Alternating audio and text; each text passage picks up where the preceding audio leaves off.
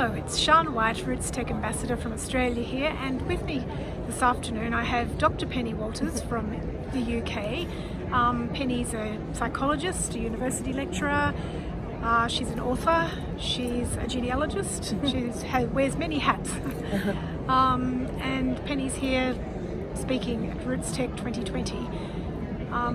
I attended one of your lectures yesterday on the psychology of searching, Penny.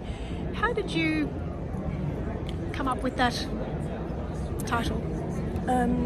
Well, I did psychology for my first degree, and I've always had a very inquisitive nature and would always ask questions.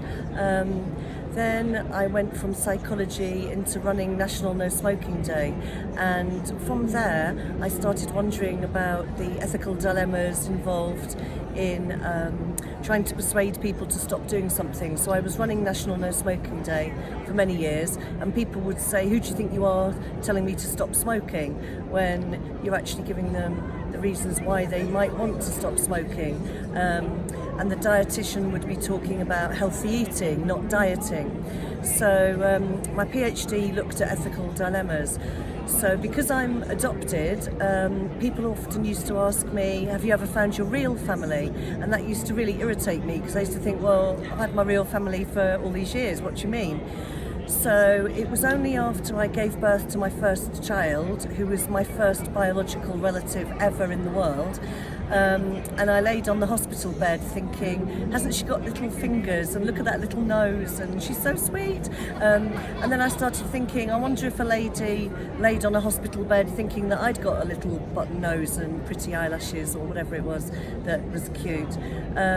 So after I had my first baby, I got inquisitive about tracing a biological mother or father.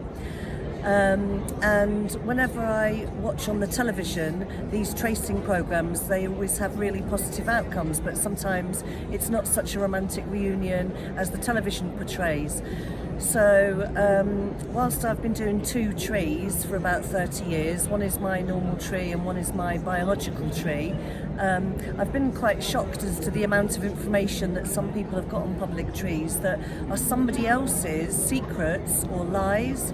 So it might be that you'd found that your great-grandma was 6 months pregnant when she got married, and those dates are clear for people to have a look at. Or it might be that your great uncle was a bigamist, or your great grandfather was a serial killer. Other than that, you've got other little bits of information that somebody had been a war hero for many years, but then you find their record that they perhaps weren't what they said they were. So my psychology interest and my PhD in ethics and my interest in genealogy have basically triangulated into the psychology of searching. Why are you even doing a tree? Why don't you do another hobby? What is it that's interested you in your tree and actually kept you interested? So I've written this book recently, which is called The Psychology of Searching.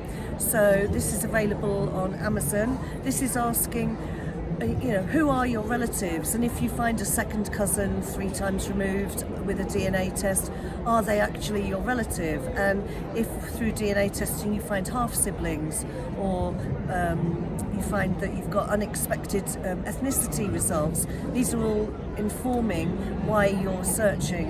And the other book is called Ethical Dilemmas in Genealogy, which is where sometimes things can go a little bit wrong, as well as all the wonderful things that you can find.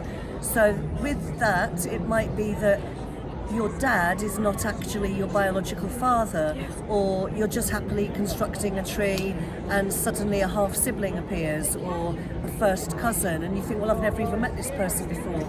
So my interest therefore is developed from psychology into ethics, into genealogy, into the ethical dilemmas of genealogy.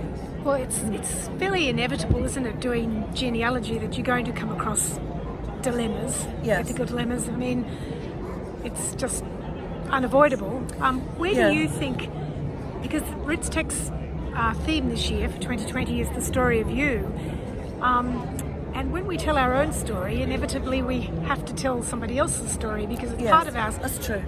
Where do you think we should stop when it comes to somebody else's stories or their secrets? Or I always think that I would share the same amount of information that I wouldn't mind being shared about myself.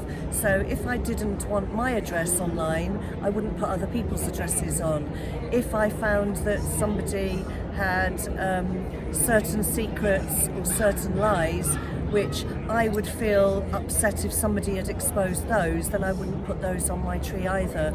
So I always think that I think I'm a nice person and I'm really trying my best, but obviously every culture and every religion has got its own parameters and got its own guidelines. So in one country, being married to two people is absolutely fine. In another religion, maybe having a child out of wedlock is not allowed. So whilst each of us thinks that we're nice and that we're doing our best, actually we are constrained by our families, by our culture, by our religion, and even by the time. So when I was given up for adoption in the 1960s, it was really very hard to keep a baby out of wedlock, whereas now it's more socially acceptable.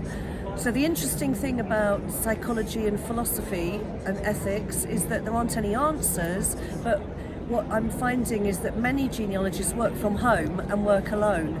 So I would sit at home alone, fretting, should I put this information on or not, and I'm not sure. So while I'm fretting, coming to conferences like this or having some camaraderie with groups of fellow enthusiasts means that you could discuss those issues. So you might discuss an unexpected relative or an adoption or an unexpected ethnicity, or that you've discovered somebody else's secrets or lies. And if you can talk to other people, sometimes you can realise that there's different opinions, or you might think that you would like to stick with your own opinion on that issue.